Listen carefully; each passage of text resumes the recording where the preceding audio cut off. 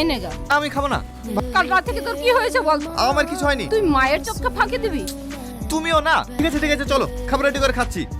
हम वफा करके भी तन्हा।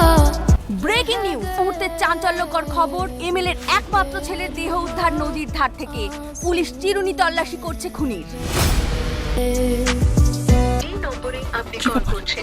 শাকিলের ফোন সুইচ অফ কেন? जिसने पूछा এই বাবু, খাবার রেখে চলে যাচ্ছিস যে? আমি এক্ষুনি আসি মা। यार का টনি, দাঁড়াও। কি ব্যাপার তোমার? দিন ধরে কলেজে আসছো না, চোখ মুখের একই অবস্থা করেছো তুমি। কোনো টেনশনে আছো?